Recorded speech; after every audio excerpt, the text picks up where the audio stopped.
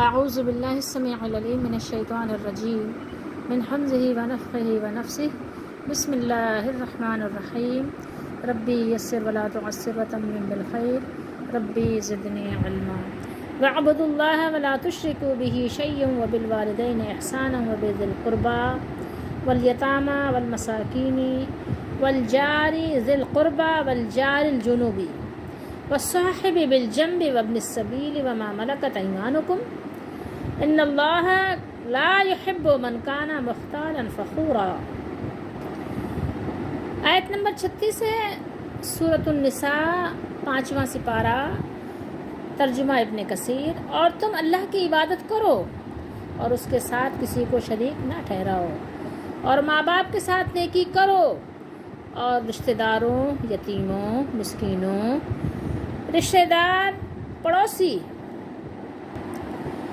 جار کہتے ہیں پڑوسی کو، ذیل قربا، ذی والا، اور قربا قریبی، رشتے والے جو آپ کے رشتے ہیں۔ تو اگر آپ کے رشتہ دار ہیں آپ کے پڑوسی تو ان سے بھی، والجار الجنوبی، والجار الجنوب، اجنبی پڑوسی، ساتھ رہنے والے، جنوب، اور مسافر کے ساتھ، اور اپنی ملکیت کنیزوں اور غلاموں سے بھی نیکی کرو۔ بے شک اللہ ہر اترانے والے، فخر کرنے والے کو پسند نہیں کرتا۔ اب تک آپ نے سورۃ النساء جتنی پڑھی، آپ کو اندازہ ہوگا کہ سورہ نساء کی تفسیر میں حقوق العباد کا زیادہ اہتمام کیا گیا ہے۔ اس سورہ مبارکہ کے شروع ہی سے اللہ تعالیٰ نے عام انسانی حقوق کی اہمیت کو بیان فرمایا ہے۔ پھر پیچھے اللہ تعالیٰ نے یہ بھی بیان کیا کہ نیک عورتیں وہ ہیں جو مرد کی حاکمیت کو، ان کی سرداری کو کیا کرتی ہیں؟ تسلیم کرتی ہیں، اور اس کو تسلیم کر کے ان کی اطاعت بھی کرتی ہیں، اور اپنے شوہروں کے سامنے بھی اور ان کے پیٹھ پیچھے بھی، اپنے آپ کی بھی اور اپنے شوہر کے مال کی بھی، اس کے گھر کی ہر طرح سے حفاظت کرتی ہیں، اور اپنی عزت کی بھی، اور اپنے گھر کے جو بھی امور خانہ داری میں سب سے اہم ہیں، غیر اہم نہیں ہے، اہم ہیں، ان کے بجا لانے میں ان خواتین کے لیے مردوں کے سامنے بھی اور ان کے پیچھے بھی ان کے جو حالات ہیں، ان کے جو معمولات ہیں، بالکل ایک جیسے ہیں، مساوی، ایکویلنٹ ہیں۔ ٹھیک، ایسا نہیں ہے کہ شوہر موجود ہے تو جناب سب طرح کے کام ہو رہے ہیں، ہر چیز بالکل ٹھیک طریقے سے انجام پا رہی ہے، اور شوہر نظروں سے غائب ہوئے تو پھر کیا ہوا کہ پھر بس ہر چیز میں لاپرواہی ہے، کوتاہی ہے، اور پھر منمانی بھی ہو رہی ہے۔ ایسا نہیں ہے۔ نیک، پارسا، پاک باز خواتین کی صفات بھی اللہ نے بیان فرمائی، اور پھر اللہ تعالیٰ نے حکم دیا وَاعْبُدُوا اللَّهَ وَلَا تُشْرِكُوا بِهِ شَيْئًا۔ اللہ تعالیٰ نے کیا حکم دیا کہ اسی وحدہ لا شریک کی عبادت کی جائے۔ کیوں؟ کیونکہ وہی خالق ہے، وہی رازق ہے، منعم ہے، اور تمام اوقات و حالات میں اپنی مخلوق پر فضل و کرم فرمانے والا ہے۔ لہٰذا وہی اس بات کا مستحق ہے کہ اس کے بندے صرف اسی کی وحدانیت کا اقرار کریں، اور مخلوقات میں سے کسی کو بھی اس کا شریک نہ بنائیں۔ وَلَا تُشْرِكُوا بِهِ شَيْئًا، کسی چیز کو کسی صورت میں اس کا شریک نہیں بنانا ہے۔ اس کا شریک نہ بنانا یہ ہے کہ اللہ تعالیٰ کو ہر چیز کا مالک و مختار تسلیم کرو، اس کے علاوہ اور کسی کے اندر یہ صفت نہیں پائی جاتی، چاہے کوئی زندہ ہو یا کسی کا انتقال ہو گیا ہو، کتنا ہی بڑا کوئی بزرگ بن گیا ہو، کتنی بزرگی اس نے حاصل کر لی ہو، لیکن کوئی بزرگی حاصل کرتا ہے اللہ کی فرما برداری کر کے، اللہ تعالیٰ کی فرما برداری کر کے کوئی نیک بنتا ہے، کوئی صالح بنتا ہے، کوئی بزرگ بنتا ہے، لیکن اللہ کی فرما برداری کر کے کوئی اللہ کی صفات میں شریک نہیں بن جاتا۔ ٹھیک ہے، مخلوق ہے، خالق خالق ہے، خالق کی صفات مخلوق میں نہیں آ سکتی۔ آپ اللہ تعالیٰ کا شریک کسی کو نہیں کر سکتے۔ تمام مرادیں اور تمام حاجات اللہ تعالیٰ سے مانگی جائیں گی، تمام دعائیں اللہ سے مانگی جائیں گی، کسی اور سے نہیں، تمام امیدیں اللہ سے لگائی جائیں گی، کسی اور سے نہیں۔ وَلَا تُشْرِكُوا بِهِ شَيْئًا۔ اور بہت افسوس کی بات ہے کہ آج فی زمانہ بہت سے لوگ یہ جانتے ہی نہیں ہیں کہ شرک کہتے کسے ہیں۔ اب میں آپ کو کچھ چند چیزیں بتانا چاہوں گی۔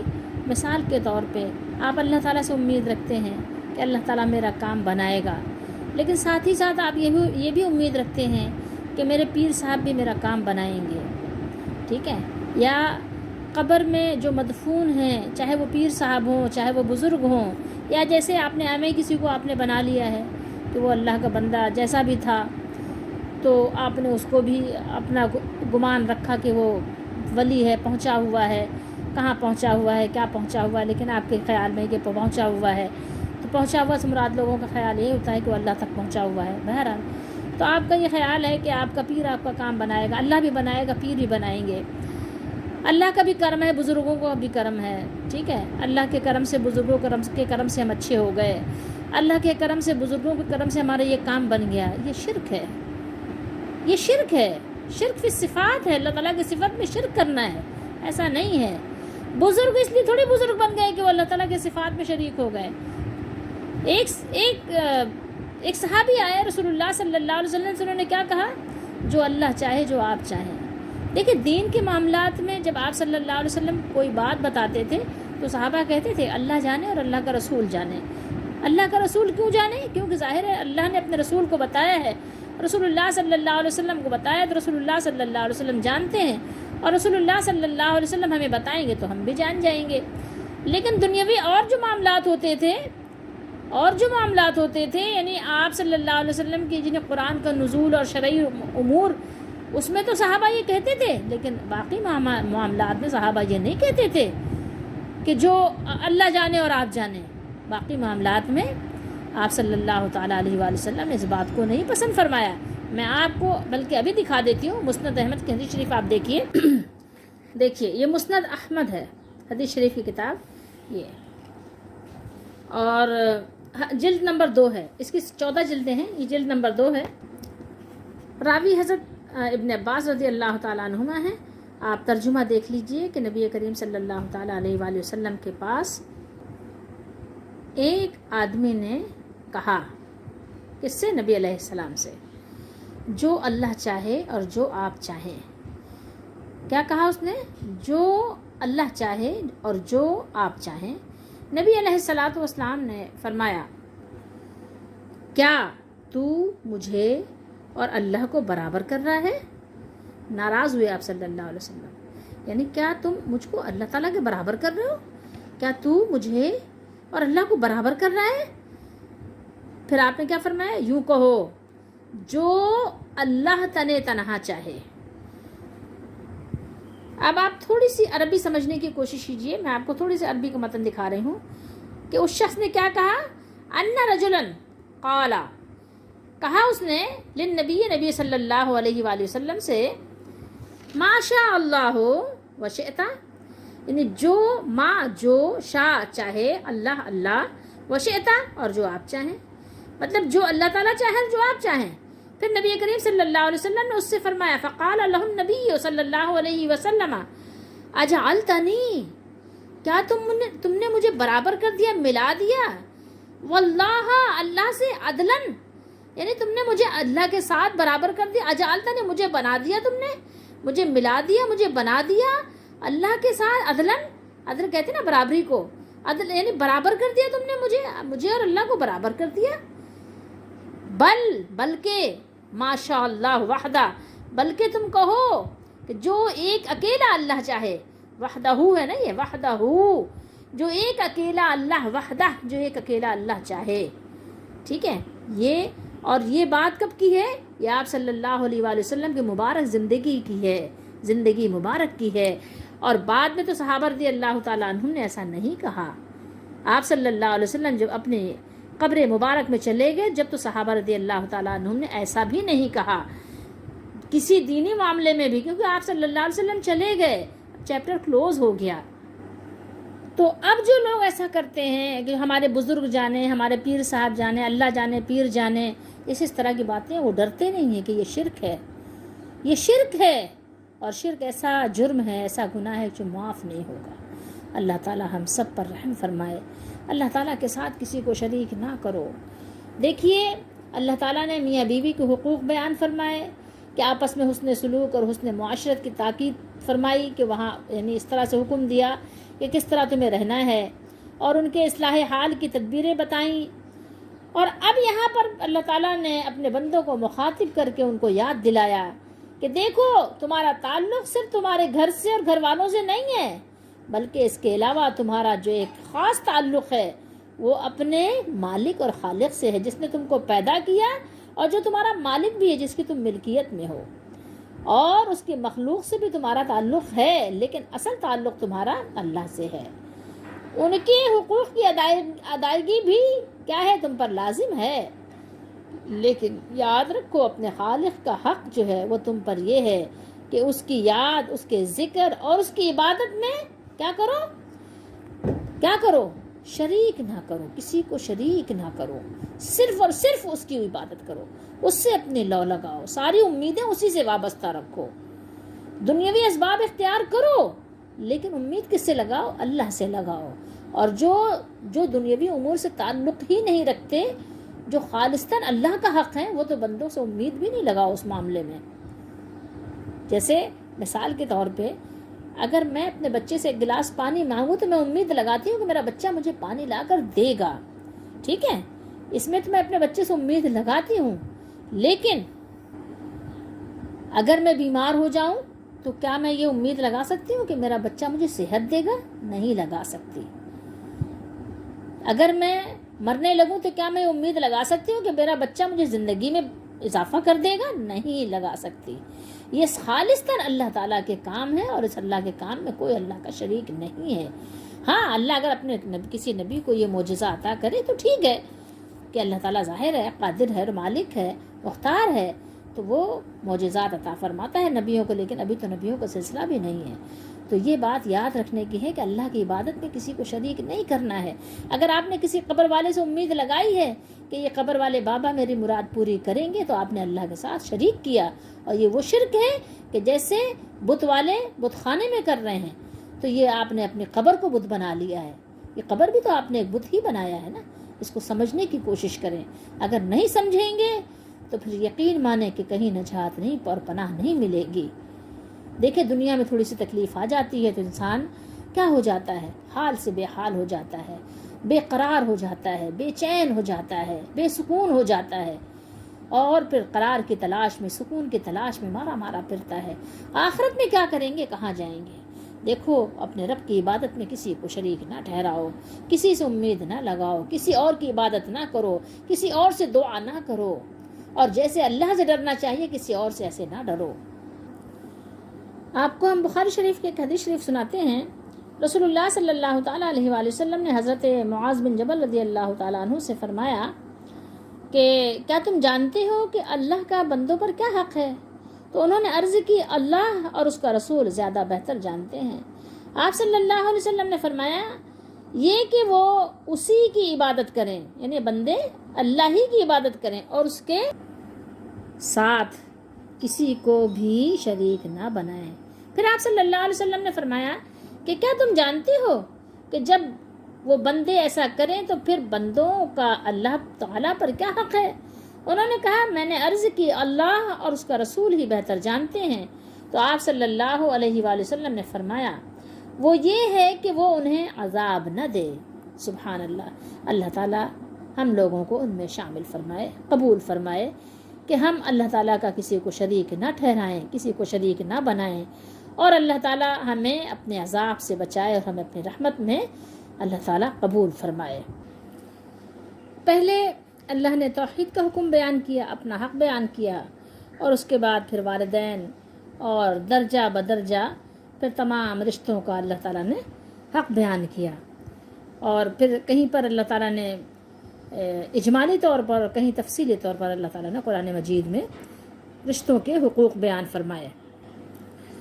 انسان کو عدم سے وجود میں اللہ نے ان کو جو وجود بخشا ہے اس کا ذریعہ ماں باپ کو بنایا ہے.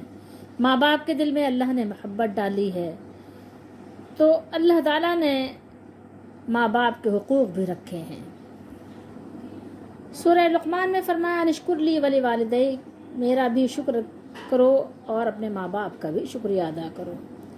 سورہ بنی اسرائیل میں فرمایا وَقَضَىٰ رَبُّكَ أَلَّا تَعْبُدُوا إِلَّا إِيَّاهُ وَبِالْوَالِدَيْنِ إِحْسَانًا، اور آپ کے رب نے ارشاد فرمایا ہے کہ اس کے سوا تم کسی کی عبادت نہیں کرو اور ماں باپ کے ساتھ بھلائی کرتے رہو. والدین کے ساتھ حسن سلوک احسان کا قرآن مجید نے اور احادیث مبارکہ میں بہت زیادہ زور دیا گیا ہے.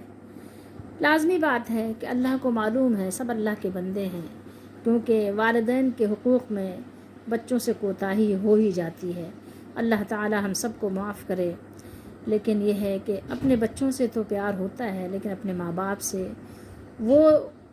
وہ جو حسن سلوک ہونا چاہیے اس میں کوتاہی بہرحال ہوتی ہے.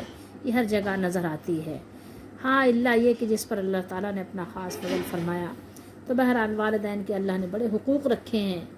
لیکن اللہ نے جتنے ہی حقوق رکھے ہیں بچے اتنے ہی غافل ہیں. بہرحال اللہ تعالیٰ ہم سب کو توفیق دے. اور اس کے بعد اللہ تعالیٰ نے درجہ بدرجہ تمام رشتوں کا حق بیان فرمایا ہے، اور ذی القربہ کا بیان کیا، یتیموں کا بیان کیا. یتیموں کی پرورش کرنے والوں کے بارے میں رسول اللہ صلی اللہ علیہ وآلہ وسلم نے ارشاد فرمایا کہ یتیم کی پرورش کرنے والا اور میں قیامت کے دن یعنی بالکل قریب قریب ہوں گے. یعنی آپ نے اپنی 2 انگلیوں کو ملا کر بیان کیا. مسکینوں کا خیال رکھنا، یتیموں کا خیال رکھنا، ذی القربہ کا خیال رکھنا، یتیم کا خیال رکھنا، مسکین کا خیال رکھنا. دیکھیے ترتیب کے ساتھ اللہ تعالیٰ نے سب کو بیان کیا. پھر اس کے بعد اللہ تعالیٰ نے قریبی جو آپ کے پڑوسی ہوتے ہیں، کبھی ظاہر ہے اب تو ظاہر ہے اس طرح کا معاملہ ہو گیا نا کہ دور دور گھر بساتے ہیں، لیکن بہت سے تو ایسے رشتہ دار ہوتے ہیں جو قریب قریب ہی رہتے ہیں. جیسے بھائی ہے، ایک گھر میں رہتے ہیں، پھر الگ ہوتے ہیں تو قریب قریب ہو جاتے ہیں. بہت سارے پڑوسی ایسے ہوتے ہیں جو رشتہ دار احباب ہوتے ہیں. تو جو آپ کے قریبی پڑوسی ہوں ان کا بھی خیال رکھنا، اور پھر جو آپ کے ایسے پڑوسی ہوں جو رشتہ دار تو نہ ہوں لیکن پڑوسی ہوں ان کا بھی اللہ نے حق بیان کیا. اسلام دیکھیے کتنا خوبصورت دین ہے. لوگ کہتے ہیں کہ اسلام دہشت گرد ہے اور اسلام یعنی نفرت اور جہاد کی بات کرتا ہے. نہیں، ایسا نہیں ہے. اسلام بہت خوبصورت دین ہے. اسلام تو بس وہ کام کرنا چاہتا ہے، وہ کروانا چاہتا ہے جو مالک کا حکم ہے. اور ہر شخص اس بات کو پسند کرتا ہے کہ ہر لیبر جو ہے وہ اپنے جو اس کے مالکان ہیں ان کی یعنی کیا کرے، تابعداری کرے، فرما برداری کرے. ہر ایک کی یعنی سوچ ہوتی ہے، اس میں کوئی ایسی بات نہیں ہے. تو دیکھیے قریبی پڑوسی ہو تو ان کا بھی خیال رکھیے، دور کے پڑوسی ہو تو ان کا بھی خیال رکھیے. اور اس کے بعد جو آپ کے ہم مجلس ہیں، جن کے ساتھ آپ اٹھتے بیٹھتے ہیں، جن کے ساتھ آپ کی صحبت ہے، ہم صحبت لوگ ہیں. آپ کو بسوں میں تھوڑی دیر بیٹھنا ہے، ٹرین میں بیٹھنا ہے، جہاز میں بیٹھنا ہے، سفر میں بیٹھنا ہے، گھر میں بیٹھنا ہے، کسی بھی جگہ بیٹھنا ہے، کوئی واعظ و نصیحت سننے کے لیے بیٹھنا ہے، مسجد میں بیٹھنا ہے، کہیں پر بھی بیٹھنا ہے تو اپنے ساتھ پڑوسیوں کا بھی خیال کیجیے. وابن السبیل مسافروں کا بھی خیال کیجیے.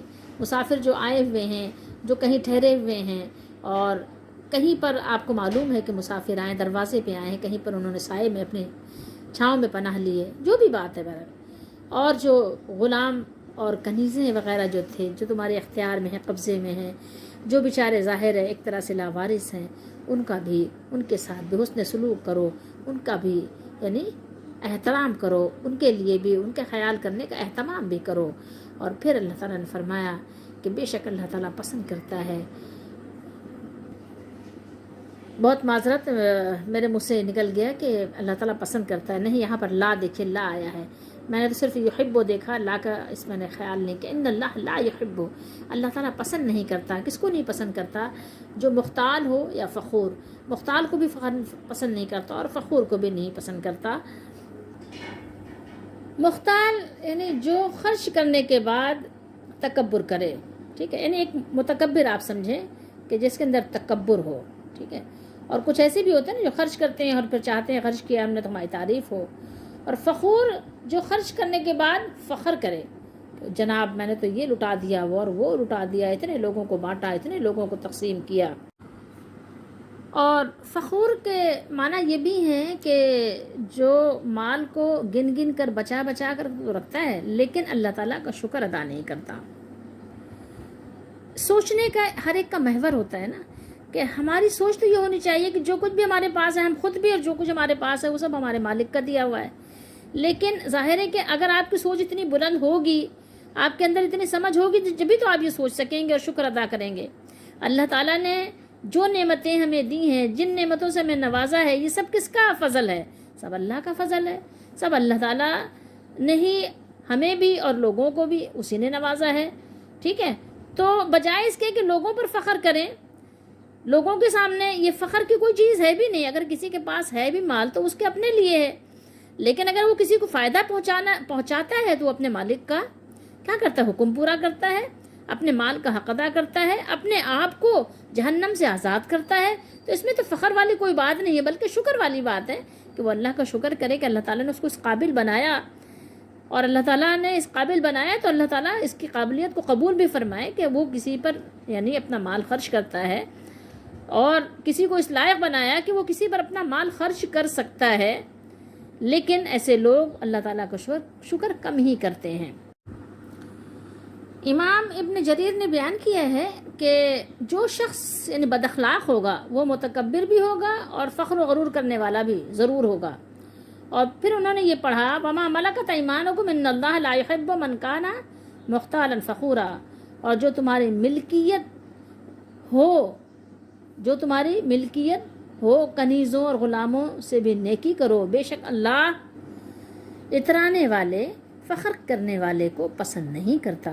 اور جو شخص نافرمان ہوگا وہ سرکش ہوگا، سرکش یعنی باغی، بغاوت کرنے والا، اور بدبخت ضرور ہوگا۔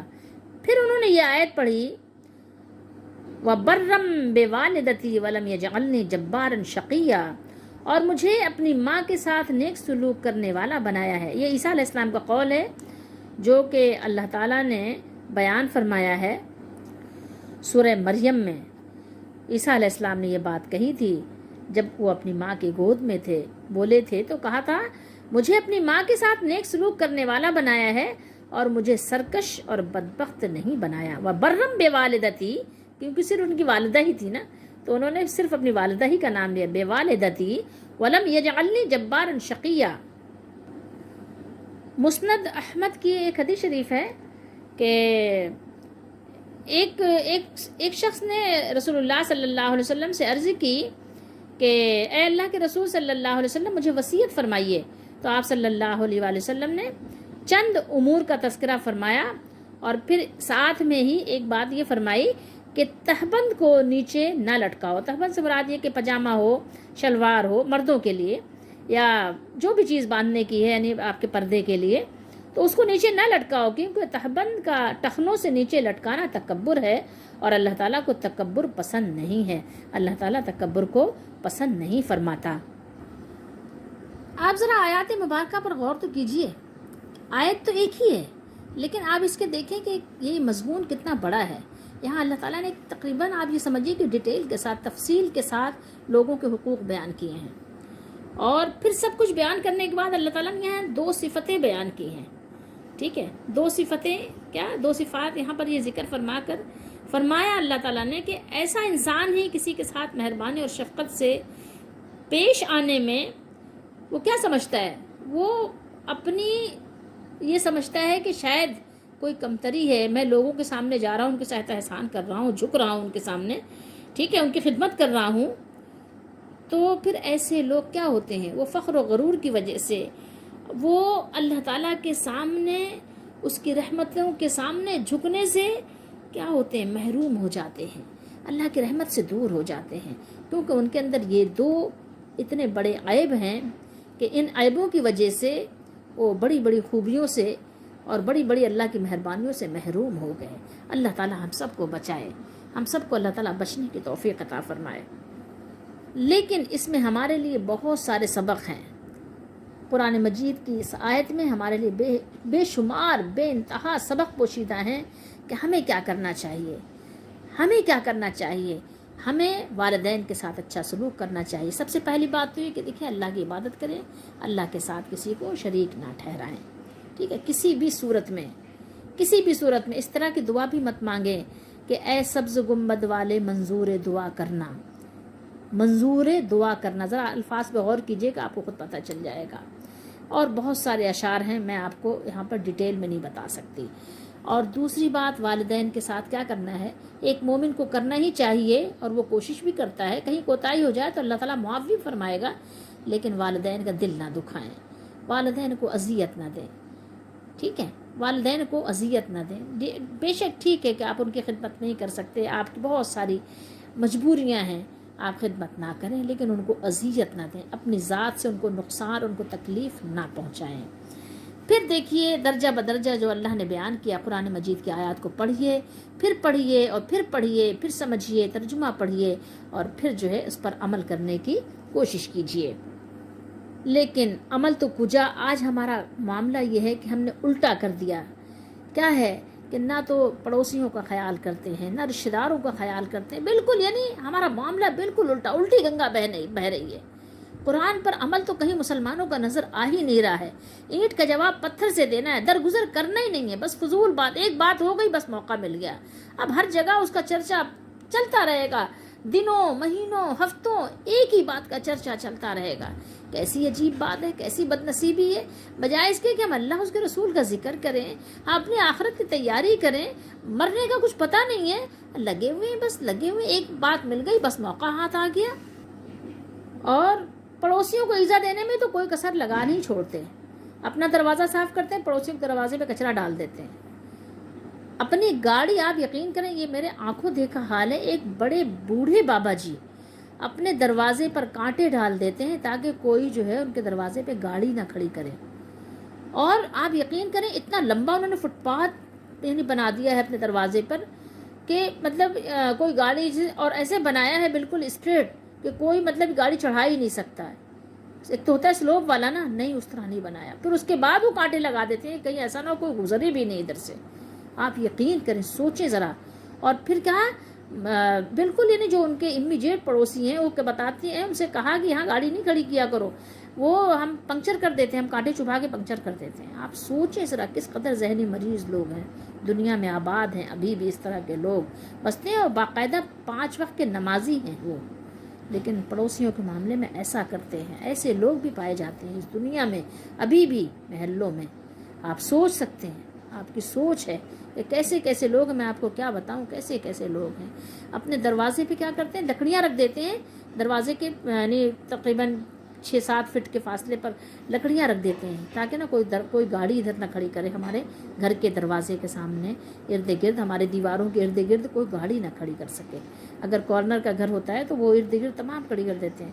سوچئے ذرا، تصور کیجئے، پڑوسیوں کو ایذا نہ دو. کتنی احادیث آئی ہے، کتنی آپ صلی اللہ علیہ وسلم نے فرمایا پڑوسیوں کے بارے میں، تو اتنی نصیحت اور وصیت کی جبریل علیہ السلام نے کہ مجھے اندیشہ ہوا کہ شاید یہ کہ وراثت میں بھی ان کو حقدار بنا دیں گے.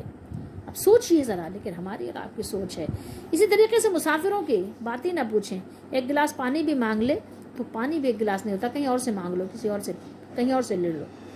سوچیں ذرا، ایک بندہ باہر نکلا ہوا ہے بیچارہ، ہو سکتا ہے پھیری والا ہو، کوئی بھی ہو، جمعدار بھی ہو سکتا ہے پیاس لگی ہو، ایک بوتل پانی دے دو یار، نلکے کا پانی دے دو، ایک بوتل پانی بھر کے رکھ دو نا، کیا ہو جائے گا. بوتل دے دو اگر تم اس کو اپنے گلاس میں نہیں پلانا چاہتے. نہیں کرتے، دینا نہیں چاہتے. یعنی مسافروں کو تو حال ہی آپ نہ پوچھیں، مسافروں کو کوئی پوچھتے ہی نہیں.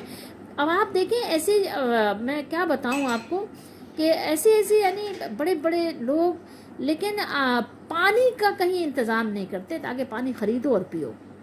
بالکل نہیں، ہر چیز کمرشل ہو گئی ہے، ہر چیز، کوئی خیر خواہی رہی نہیں گئی ہے.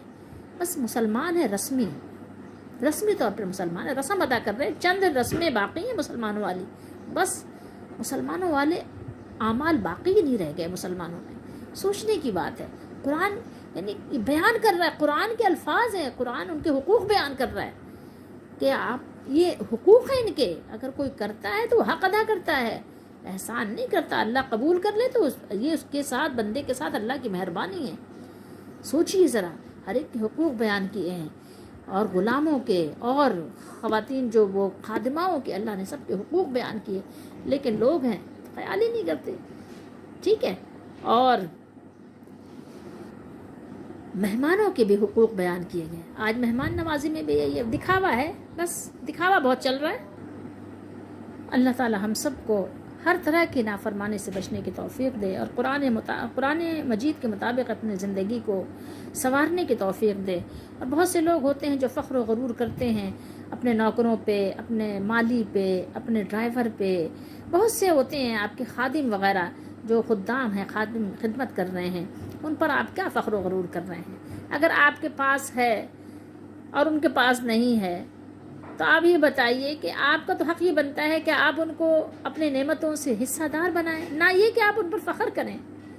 کیا ایسے شخص پہ کیا فخر کرنا جو بیچارہ آپ کا ملازم ہے، جو آپ کا خادم ہے، اس پہ کیا بڑائی مارنا ہے؟ بڑائی مارنا ہے تو جا کے اپنے برابر والے سے مارو، اپنے سے بڑے پر بڑائی مارو تو بس بات سمجھ میں بھی آئے. اپنے سے چھوٹوں پہ، بیچاروں پہ، کمزوروں پہ بڑائی مارنے کا کیا فائدہ ہے؟ کیا حاصل ہے؟ کچھ بھی حاصل نہیں ہے. ظاہر ان کی آہیں لیں گے آپ، ان کی بددعائیں لیں گے، ظاہر ان کے دل سے یہی نکلے گا نا. اگر آپ ان پر اپنی بڑبتی جھاڑیں گے، ٹھیک ہے، ان کے سامنے اپنے کپڑوں پر، اپنے مال پر، اپنی صحت پر، یا کسی اپنے مکان پر، گاڑی پر، کسی چیز پر فخر کریں گے تو کمزور بیچارے پہ فخر کرنے کا کیا فائدہ؟ سوچئے تھوڑی دیر کے لیے، کیا فائدہ، کیا حاصل ہوگا؟